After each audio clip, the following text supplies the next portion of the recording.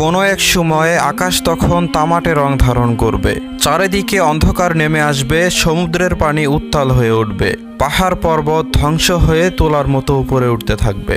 তারপর প্রচণ্ড শব্দে গোটা পৃথিবী ধ্বংস হয়ে যাবে, সব কিছু একেবারে নিশ্চুপ হয়ে যাবে। তারপর আল্লাহ তাআলা সবাইকে পুনরুজ্জীবিত করবেন।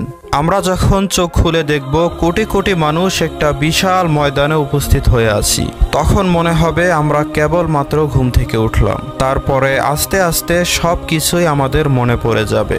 আমরা পৃথিবীতে কি কি কাজ করেছিলাম সব কিছুর বিচার এখানেই করা হবে, যাকে আমরা বিচার দিবস বলে থাকি।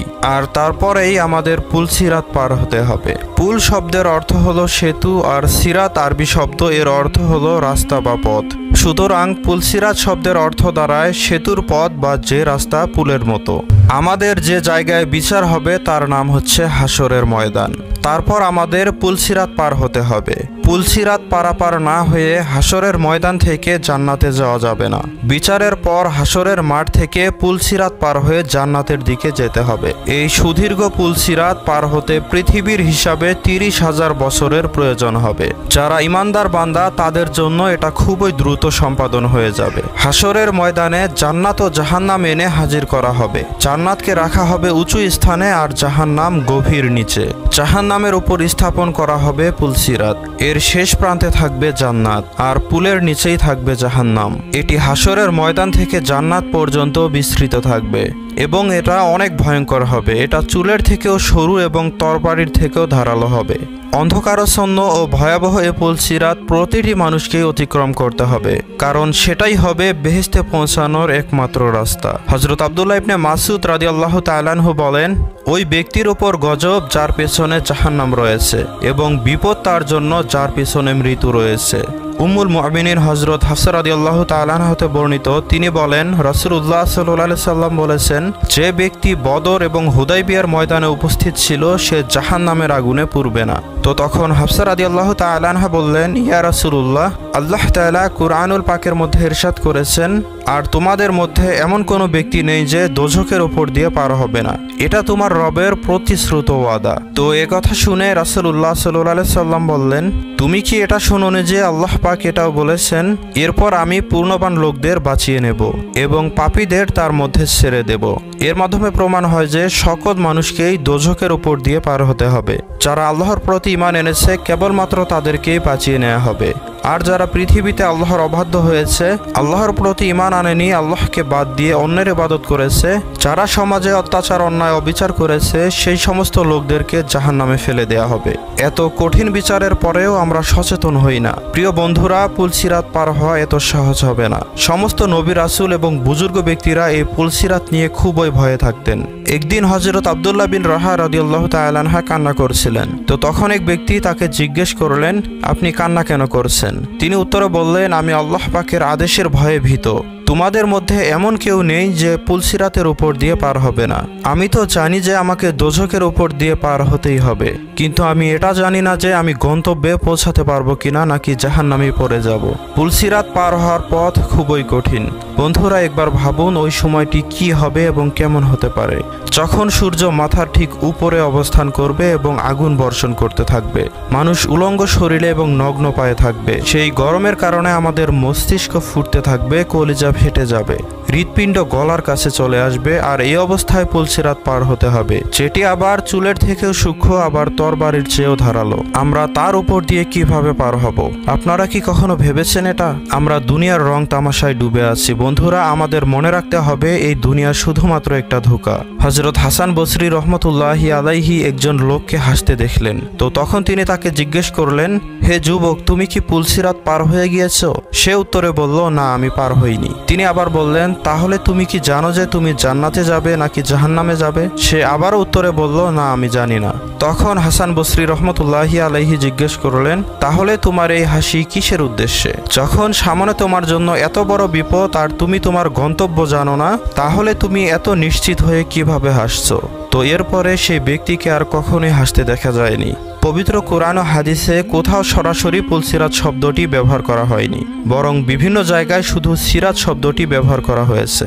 আল্লাহ তাআলা বলেন, তোমাদের মধ্যে এমন কেউ নেই যে তাকে পুলসিরাত পার হতে হবে না, এটা তোমার প্রতিপালকের অবধারিত ফয়সালা। তারপর আমি ধর্মভীরুদের নিস্তার দেব এবং অত্যাচারীদের উল্টো মুখে জাহান্নামে নিক্ষেপ করব। সূরা আল মারিয়াম ৭১ থেকে ৭২ নং আয়াত। পুলসিরাত অতিক্রম করার সম্পর্কে রাসূলুল্লাহ সাল্লাল্লাহু আলাইহি সাল্লাম বলেছেন, সেদিন কেউ বিদ্যুতের গতিতে, কেউ বাতাসের গতিতে, কেউ ঘোড়ার গতিতে, আবার কেউ পায়ে হেঁটে, আবার কেউ দাঁড়িয়ে, কেউ বা হাঁটুর উপর ভর করে পুলসিরাত অতিক্রম করবে। উম্মুল মুমিনিন আয়েশা রাদিয়াল্লাহু তাআলা আনহা বলেন, রাসূলুল্লাহ সাল্লাল্লাহু আলাইহি সাল্লাম বলেছেন, জাহান্নামের উপর একটি পুল আছে যা চুলের চেয়েও বেশি চিকন আর তরবারির চেয়েও বেশি ধারালো। এর ওপর লোহার শিকল ও কাঁটা থাকবে এবং মানুষ এর উপর দিয়ে গমন করবে। কেউ চোখের পলকে, কেউ বিদ্যুৎ বেগে, আবার কেউ ঘোড়া ও উটের গতিতে পুলসিরাত পার হবে। আর ফেরেশতারা বলতে থাকবে, হে প্রভু, সহি সালামতে অতিক্রম করাও, হে প্রভু, নিরাপদে তাদেরকে পার করাও। কেউ কেউ নাজাত পাবে, কেউ কেউ আহত হবে, কেউ উপর হয়ে পড়ে যাবে, আবার কেউ বা জাহান্নামে উল্টে পড়ে যাবে। অপর একটি হাদিসে নাজার ইবনে আনাস মালিকের বাবা থেকে বর্ণিত, তিনি বলেন, আমি রাসূলুল্লাহ সাল্লাল্লাহু আলাইহি সাল্লামকে কিয়ামতের দিন আমার জন্য শাফাত করার প্রার্থনা জানিয়েছিলাম। তিনি বললেন, আমি তোমার জন্য শাফাত করব। আমি বললাম, ইয়া রাসূলুল্লাহ, আমি আপনাকে কোথায় তালাশ করব? তিনি বললেন, তুমি প্রথমে তালাশ করবে পুলসিরাতের পাশে। আমি বললাম, যদি পুলসিরাতে আপনার সাক্ষাৎ না পাই তাহলে আপনাকে কোথায় পাবো? তো তখন তিনি বললেন, হাউজে কাউসারের পাশে আমাকে তালাশ করবে। তো আমি বললাম, যদি সেখানেও না পাই? তো তখন তিনি বললেন, তাহলে মিজানের পাশে আমাকে তালাশ করবে। এই তিনটি স্থান ছাড়া আমি আর কোথাও যাব না। তিরমিজি শরীফ কিয়ামত অধ্যায়ের সিরাত অনুচ্ছেদ। আবু হুরায়রা রাদিয়াল্লাহু তাআলা আনহু থেকে বর্ণিত, তিনি বলেন, একদা কতিপয় লোক বলল, ইয়া রাসূলুল্লাহ, কিয়ামতের দিন আমরা কি আমাদের প্রভুকে দেখতে পাবো? তিনি বললেন, সূর্যের নিচে যখন কোনো মেঘ থাকে না, তখন কি সূর্য দেখতে তোমাদের কোনো অসুবিধা হয়? তারা বললেন, না ইয়া রাসূলুল্লাহ। তিনি বললেন, পূর্ণিমার চাঁদ যদি মেঘের অন্তরালে না থাকে তবে তা কি দেখতে তোমাদের কোনো অসুবিধা হয়? তখন তারা বললেন, না ইয়া রাসূলুল্লাহ। তো নবীজি তখন বললেন, তোমরা নিশ্চয়ই কিয়ামতের দিন আল্লাহ তাআলাকে ওই রূপে দেখতে পাবে। আল্লাহ তাআলা সকল মানুষকে একত্রিত করে বলবেন, তোমরা পৃথিবীতে যে যে জিনিসের ইবাদত করেছিলে সে তার সাথে চলে যাও। অতএব সূর্যের ইবাদতকারী সূর্যের সাথে, চন্দ্রের ইবাদতকারী চন্দ্রের সাথে এবং মূর্তি পূজারীরা মূর্তির সাথে চলে যাবে। অবশিষ্ট থাকবে রাসূলুল্লাহ সাল্লাল্লাহু আলাইহি সাল্লামের উম্মতের লোকেরা, যাদের মাঝে মুনাফিক সম্প্রদায়ের লোকও থাকবে। আর মুমিন ব্যক্তিরা আল্লাহ তাআলাকে যে আকৃতিতে জানতো তার ব্যতিক্রম আকৃতিতে আল্লাহ তাআলা তাদের কাছে এসে হাজির হবেন। তখন তারা বলবে, আমরা তোমার থেকে আল্লাহ তাআলার কাছে পানাহ চাই। আমরা আমাদের প্রভু না আসা পর্যন্ত এখান থেকে যাব না। আমাদের প্রভু যখন আমাদের কাছে আসবেন আমরা তাকে চিনে নেব। অতঃপর যে আকৃতিতে তারা আল্লাহ তাআলাকে জানতো সে আকৃতিতেই তিনি তাদের সামনে এসে হাজির হবেন এবং বলবেন, আমি তোমাদের প্রভু। তখন তারা বলবেন, হ্যাঁ, আপনি আমাদের প্রভু। তো তখন তারা আল্লাহ তাআলাকে অনুসরণ করবে। এরপর জাহান্নামের উপর পুলসিরাত স্থাপন করা হবে। রাসূলুল্লাহ সাল্লাল্লাহু আলাইহি সাল্লাম বলেছেন, সর্বপ্রথম আমি সেই পুল অতিক্রম করব। আর সেই দিন সমস্ত রাসূলের দোয়া হবে যে, হে আল্লাহ, আমাকে রক্ষা করো, আমাকে রক্ষা করো। সেই পুলের মাঝে সাদান নামক গাছের কাঁটার ন্যায় এক প্রকার কাঁটা থাকবে। তোমরা কি সাদান গাছের কাঁটা দেখেছো? সাহাবীরা বলল, হ্যাঁ ইয়া রাসূলুল্লাহ, আমরা দেখেছি। তখন রাসূলুল্লাহ সাল্লাল্লাহু আলাইহি সাল্লাম বলবেন, এই কাঁটাগুলি সাদানের কাঁটাগুলোর মতোই হবে, তবে তা অনেক বড় হবে এবং সে সম্পর্কে আল্লাহ ছাড়া আর কেউ জানে না। সেই কাঁটাগুলি মানুষকে তাদের আমল অনুসারে বিছিয়ে দেওয়া হবে। তাদের মাঝে কতিপয় লোক এমন হবে যারা তাদের আমলের কারণে ধ্বংস হয়ে যাবে, আর কতিপয় লোক এমন হবে যে তাদের আমল হবে সরিষার তুল্য নগণ্য। আল্লাহ তাআলা বান্দাদের বিচার কার্য সম্পাদন করবেন এবং লা ইলাহা ইল্লাল্লাহ এর সাক্ষ্যদাতাদের থেকে যাদেরকে জাহান্নাম থেকে বের করার ইচ্ছা করবেন, আল্লাহ তাআলা ফেরেশতাদের মাধ্যমে তাদেরকে জাহান্নাম থেকে বের করবেন। সিজদার চিহ্ন দেখে ফেরেশতারা তাদের চিনতে পাবে। আর আল্লাহ তাআলা আদম সন্তানদের জন্য সিজদার চিহ্নগুলো জাহান্নামের আগুন থেকে হারাম করে দিয়েছেন। ফেরেশতারা তাদের এমন অবস্থায় বের করবে যে তাদের দেহ থাকবে কয়লার মতো। ফেরেশতারা তাদের দেহে পানি ঢেলে দিবেন, যাকে বলা হয় মাউল হায়াত বা সঞ্জীবনী পানি। সাগরের ঢেউয়ে ভেসে আসা ময়লাগুলো থেকে যখন কোনো উদ্ভিদ জন্মায় অতঃপর সেগুলো সজীব হয়ে যায়, ঠিক তেমনি ভাবেও জাহান্নামের ব্যক্তিরা সজীব হয়ে উঠবে। ওই সময় জাহান্নামের দিকে মুখ করে এক ব্যক্তি দাঁড়িয়ে থাকবে। আল্লাহ তাআলা তাকে জান্নাত ও জাহান্নামের মধ্যবর্তী স্থানে রাখবেন। সে বলবে, হে আল্লাহ তাআলা, জাহান্নামের অঙ্গার আমাকে ঝলসে দিয়েছে, এখন তো এই জ্বলন্ত আগুনের ফুলকি আমাকে জ্বালিয়ে দিচ্ছে।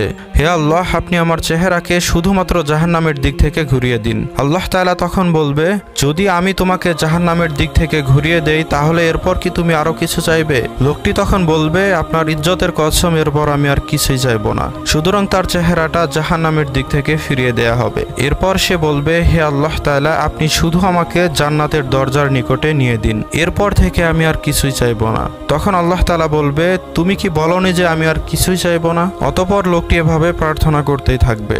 আল্লাহ তাআলা বলবে, আমি যদি তোমাকে এটা দেই তাহলে তুমি কি আরো কিছু চাইবে? লোকটি তখন বলবে, না আল্লাহ তাআলা, আপনার ইজ্জতের কসম, আমি আর কিছুই চাইবো না।